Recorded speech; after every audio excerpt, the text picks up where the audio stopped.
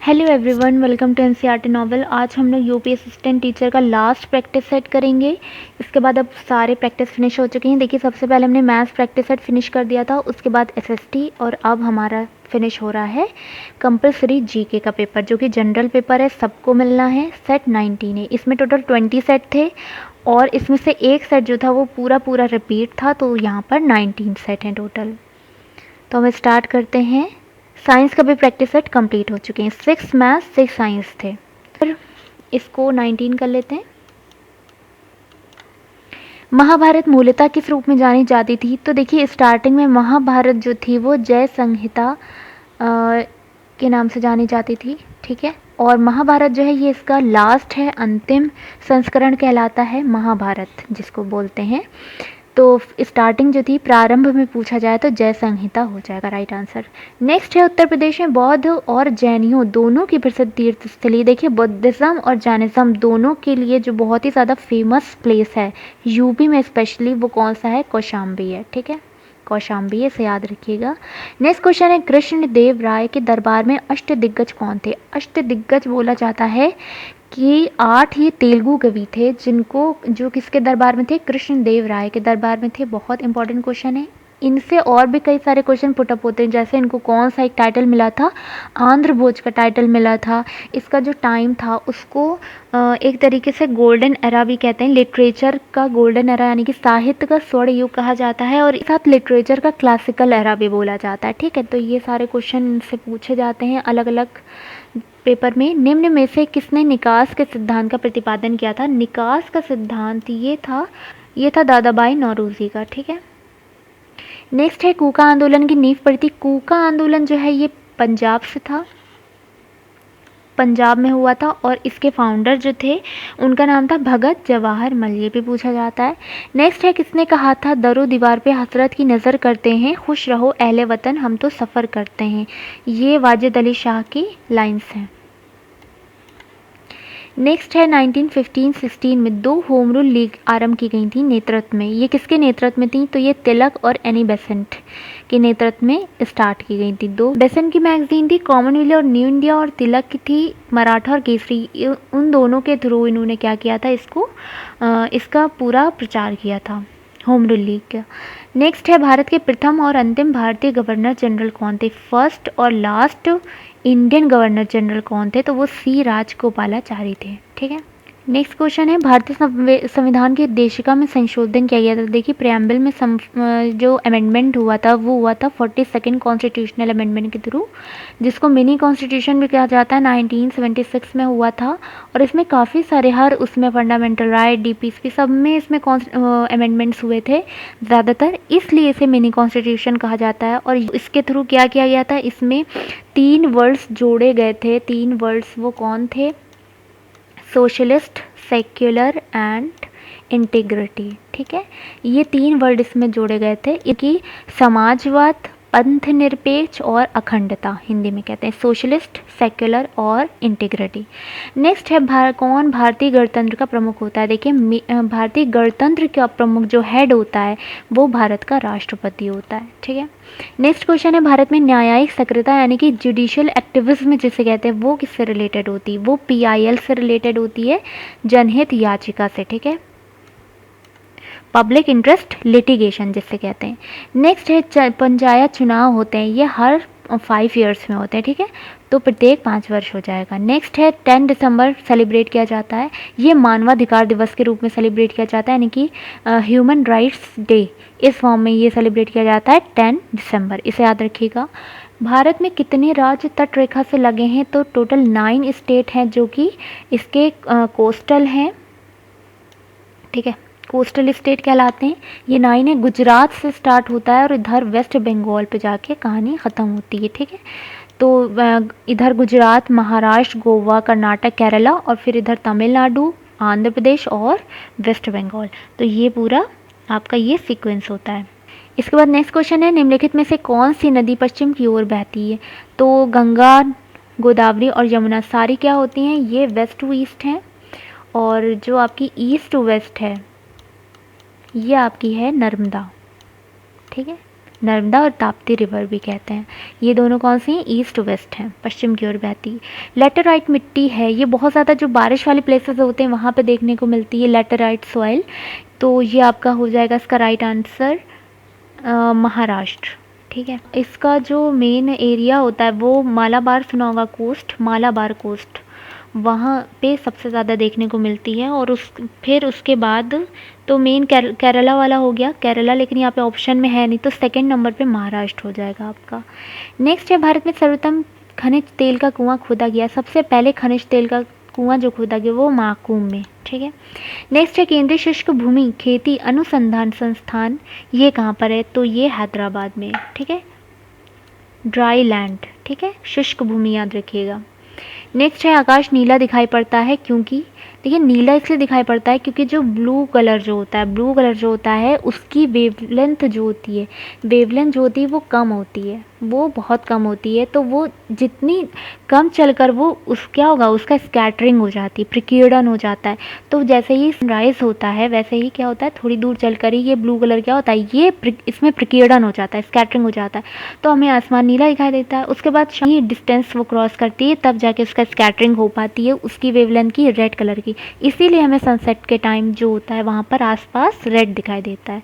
तो ये रीज़न है इसका मेन रीज़न वेवलेंथ है। ठीक है, और इसकी स्कैटरिंग इसके अकॉर्डिंग होती है। तो ये नीले प्रकाश के प्रकीर्णन से अधिक होता है। ठीक है, इसलिए ये हो गया। नेक्स्ट है, सभी जैव यौगिक का अनिवार्य मूल तत्व है। सभी जैव यौगिक का अनिवार्य मूल तत्व जो है वो है कार्बन। ठीक है, नेक्स्ट है, किसी अवशोषण में विटामिन सी मदद करता है। देखिए आयरन के एब्जॉर्प्शन में विटामिन सी जो होता है, यानी कि जिसे एस्कॉर्बिक एसिड कहते हैं, वो हेल्प करता है। तो लॉ यहाँ पर राइट आंसर हो जाएगा आयरन। नेक्स्ट है, करनाल बंट रोग है। करनाल बंट जो रोग है ये है गेहूँ फसल का है। ठीक है, ये गेहूँ फसल का रोग है करनाल बंट, ये फंगल डिसीज़ है। नेक्स्ट है, सूर्य से उत्पन्न ऊर्जा का स्रोत है। देखिए सूर्य में जो मैकेनिज्म चलती रहती है कौन सी होती है, वो होती है नाभिकीय संलयन। ठीक है, न्यूक्लियर फ्यूजन होता है, हाइड्रोजन जो होते हैं एटम्स वो जॉइंट होकर क्या बनाते हैं, हीलियम बनाते हैं। तो ये मैकेनिज्म चलती रहती है नाभिकीय संलयन। तो यहीं से हमें क्या करती है, बहुत ज़्यादा एनर्जी मिलती है। नेक्स्ट है, निम्नलिखित में से कौन एक हरित गृह गैस नहीं, हरित गृह यानी कि ग्रीन हाउस गैस नहीं है। तो इनमें से ऑक्सीजन जो है ये आपकी ग्रीन हाउस गैस नहीं है। कार्बन डाइऑक्साइड, क्लोरोफ्लोरोकार्बन, मीथेन, ये सारी गैसेस जो हैं आपकी, नाइट्रस ऑक्साइड, ये सारी ग्रीन हाउस गैसेस होती हैं। नेक्स्ट क्वेश्चन है, न्यू एजुकेशन पॉलिसी 2020 के तहत स्कूली शिक्षा प्रबंधी प्रावधानों में जिस नए शैक्षणिक संरचना का प्रस्ताव किया गया है वो है, स्ट्रक्चर पूछ रहे हैं जो न्यू एजुकेशन पॉलिसी से आया है वो है 5334। तो इसे याद रखिएगा। नेक्स्ट क्वेश्चन है, कुछ भौगोलिक क्षेत्रफल के संदर्भ में वनों का उच्चतम प्रतिशत मिलता है। जो वनों का सबसे ज़्यादा जो परसेंटेज देखने को मिलता है वो मिलता है आपको मिजोरम में, इसे याद रखिएगा, इंपॉर्टेंट है। नेक्स्ट है, वातावरण में सर्वाधिक प्रतिशत है, सबसे ज़्यादा परसेंटेज वातावरण में है नाइट्रोजन का, ये सबको पता है। नेक्स्ट है, इनमें से किस एक का संबंध पर्यावरणीय सुरक्षा से नहीं है। धारणीय विकास, गरीबी कम करना, वातानुकूलन, कागज के थैलों का प्रयोग। देखिए धारणीय विकास, वातानुकूलन, कागज़ के थैलों का प्रयोग, ये तीनों ही क्या इन तीनों का ही जो रिलेशन है वो पर्यावरणीय सुरक्षा से है, इन्वायरमेंट सेफ्टी से। लेकिन गरीबी कम करना ये जो है ये इससे डायरेक्टली जो है ये रिलेट नहीं करता, इसलिए ये राइट हो जाएगा आपका। नेक्स्ट है, विकास के मानवीय पक्ष पर निम्नलिखित में से किस एक ने सबसे पहले ध्यान केंद्रित किया। मानवीय विकास के मानवीय पक्ष पर सबसे पहले यूएनडीपी ने किया, जिसको कहते हैं यूनाइटेड नेशन डेवलपमेंट प्रोग्राम। ठीक है, संयुक्त राष्ट्र विकास कार्यक्रम। नेक्स्ट है, 2011 की जनगणना के अनुसार निम्न में से किस राज्य में अनुसूचित जनजाति की संख्या सबसे ज़्यादा है। देखिए अनुसूचित जनजाति जब बात करते हैं एसटी की, तो सबसे ज़्यादा जो है वो एमपी में है, मध्य प्रदेश में। फिर उसके बाद यहाँ पर सेकंड नंबर पे महाराष्ट्र है, थर्ड पे उड़ीसा है और फिर गुजरात है आपका। अगर यहाँ पर सीक्वेंस की बात करें 1 नंबर पे आपका एमपी है। नेक्स्ट है, 2011 की जनगणना के अनुसार भारत में जनगणना नगरों की कुल संख्या है, भारत में जनगणना नगरों की संख्या है 3892। ठीक है, तो ये हो गया आपका। नेक्स्ट है, यूपी में चमड़ा उद्योग के प्रमुख केंद्र हैं, इसके प्रमुख केंद्र हैं आगरा और कानपुर। ठीक है, कानपुर आगरा इसके लिए फेमस है लेदर के लिए। नेक्स्ट है, यूपी में निर्यातोन्मुख सॉफ्टवेयर पार्क कहाँ स्थापित किए जाएंगे, तो ये नोएडा और कानपुर में किए जाएंगे, तो इसका राइट आंसर हो जाएगा। नेक्स्ट है वार्षिक आर्थिक समीक्षा को तैयार करने के लिए निम्नलिखित में से कौन उत्तरदायी होता है। तो आर्थिक समीक्षा जो निकलती है, इकोनॉमिक सर्वे जिसे कहते हैं, तो वित्त मंत्रालय इसके लिए रिस्पॉन्सिबल होता है, फाइनेंस मिनिस्ट्री आपकी, ठीक है। और ये क्या, बजट पहले ये सबमिट की जाती है, इकोनॉमिक सर्वे। नेक्स्ट है क्विनैन जो मलेरिया के इलाज में प्रयोग की जाती है, सिंकोना पादप किस भाग से आती है। देखिए सिंकोना पौधे से ही मिलती है क्विनैन, ठीक है, जो मलेरिया की ट्रीटमेंट में यूज़ की जाती है। तो ये वहाँ का कौन सा पार्ट होता है सिंकोना का, तो ये बार्क होती है, उसकी छाल होती है। नेक्स्ट है संविधान के संशोधन की पहल की जा सकती है। देखिए किसी भी सदन में इसकी पहल की जा सकती है, चाहे वो लोकसभा में की जाए चाहे राज्यसभा में की जाए, संसद के किसी भी सदन में। नेक्स्ट है निम्नलिखित में सबसे प्राचीन वाद्य यंत्र कौन सा है। सबसे पुराना जो वाद्य यंत्र है म्यूजिकल इंस्ट्रूमेंट वो वीणा है। नेक्स्ट है 21 दिसंबर 2020 को कांग्रेस के वरिष्ठ नेता मोतीलाल वोरा का निधन हो गया, उनसे संबंधित कुछ विचार कीजिए। वह 2 बार मध्य प्रदेश के मुख्यमंत्री रहे, बिल्कुल सही है। वह वर्ष 1993 से 1996 तक बिहार के राज्यपाल रहे, ये रॉन्ग है। 2000 से 2018 तक अखिल भारतीय कांग्रेस कमेटी के कोषाध्यक्ष रहे, ये भी सही है। तो 1 और 3 हो जाएगा, 1 और 3, ये ऑप्शन ए आपका राइट हो जाएगा। और ये 1993 से 1996 तक ये बिहार के नहीं बल्कि यूपी के राज्यपाल रहे हैं। नेक्स्ट क्वेश्चन है 8 जनवरी 2021 को केंद्र सरकार ने नेताजी सुभाष चंद्र बोस की 125th जयंती को मनाने हेतु किसकी अध्यक्षता में एक उच्च स्तरीय समिति का गठन किया। यहाँ पर हो जाएगा प्रधानमंत्री, ठीक है। नेक्स्ट है 21 दिसंबर अमेरिकी राष्ट्रपति डोनाल्ड ट्रंप ने किस भारतीय नेता को सर्वोच्च सैन्य पदक द लीजन ऑफ मेरिट 2020 से सम्मानित किया। तो ये मिला है नरेंद्र मोदी को।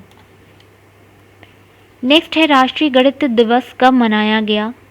राष्ट्रीय गणित दिवस ये 22 दिसंबर को सेलिब्रेट किया गया। और किसकी बर्थडे पे, ये तो था श्रीनिवास रामानुजन के बर्थडे पे, ठीक है, मैथमेटिशियन है वो। नेक्स्ट है 1 to 3 फेब 2021 के बीच ASEAN India hackathon video conferencing के माध्यम से आयोजित किया गया। तो किस मिनिस्ट्री के थ्रू ये किया गया, शिक्षा मंत्रालय के थ्रू, यानी कि एजुकेशन मिनिस्ट्री के थ्रू ये वीडियो कॉन्फ्रेंस। नेक्स्ट है 17 जनवरी 2021 को संपन्न बैडमिंटन प्रतियोगिता योनेक्स थाईलैंड ओपन 2021 के महिला एकल वर्ग का खिताब किसने जीता।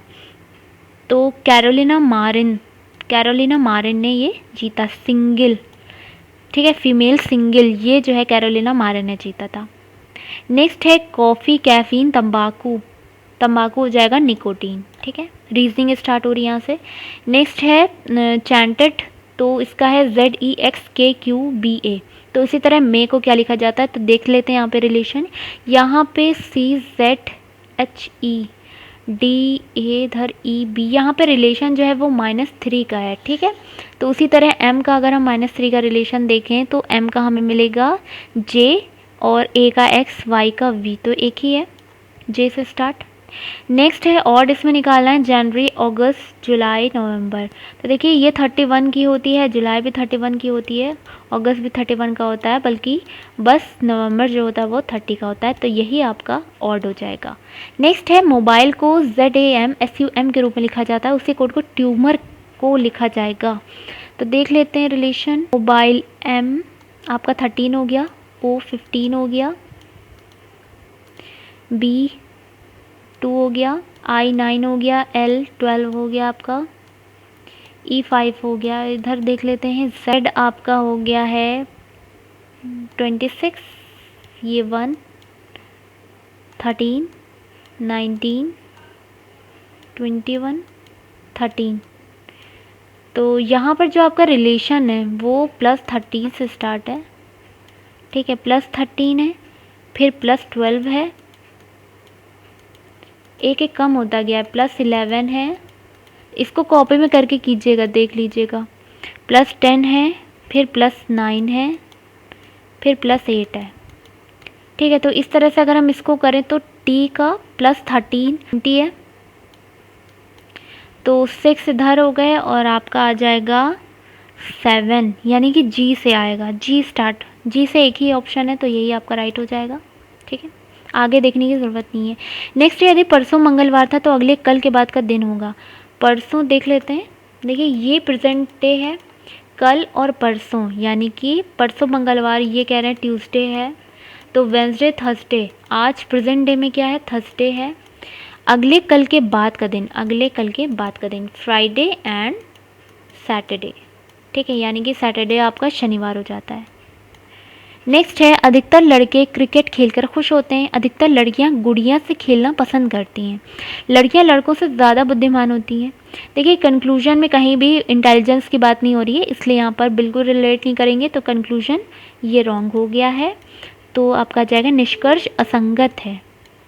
नेक्स्ट है, भारत का सबसे बड़ा हॉकी स्टेडियम कहाँ बनाया जा रहा है, तो सबसे बड़ा याद रखिएगा हॉकी स्टेडियम जो है ये आपके उड़ीसा के राउरकेला में बनाया जा रहा है, और ये किस यूनिवर्सिटी में, BPTU में बनाया जा रहा है, जो बीजू पटनायक टेक्निकल यूनिवर्सिटी है उसमें। तो यहाँ पे 50 क्वेश्चन फिनिश हो जाते हैं। लास्ट आपका प्रैक्टिस पेपर था, इन क्वेश्चंस को एक बार देख लीजिएगा। PDF हम ऑलरेडी सेंड कर चुके हैं सारे GK पेपर की एक साथ, और सेपरेट भी कर चुके हैं, तो उनको एक बार देख लीजिएगा टेलीग्राम ग्रुप में। टेलीग्राम की लिंक डिस्क्रिप्शन में दी गई है। सब्सक्राइब कीजिएगा, नोटिफिकेशन को प्रेस कर दीजिएगा। Thank you so much.